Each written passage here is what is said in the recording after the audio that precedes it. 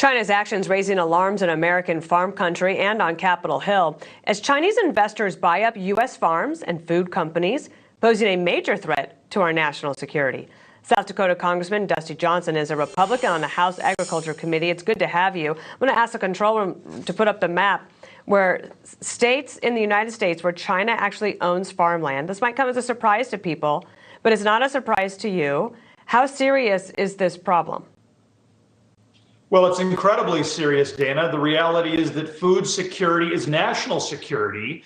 And I think America needs to wake up to the fact that this is part of a long-term strategic plan by the Chinese to seize control over food and frankly, in other cases, healthcare and medicine as well.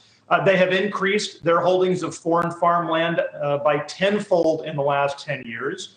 And they now own 1,300 different agricultural processing businesses. This is a real problem. So since the beginning of 2020, I just have a few stats here, that the Chinese companies possessed $1.9 billion in American agricultural land. It's 192,000 acres of the almost 900 million acres that we have. And one of the things that I've learned is that some of this land that they're buying up is near military bases.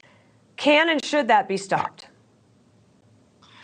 The FBI director has said that Chinese espionage is the greatest long-term threat to the United States military information. The idea that we would let them get within 12 miles of the Grand Forks Air Force Base in North Dakota is beyond my comprehension.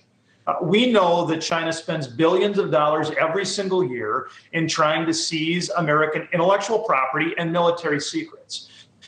So not only are we giving them undue control over our American farmland and over our factories that make food, but we're also letting them buy land just outside of a military base. It is time for America to wake up to the fact that China is not our friend. I understand we're in a global economy, Dana. I understand that there are going to be times that international businesses making investments in America are good for the American worker, are good for prosperity.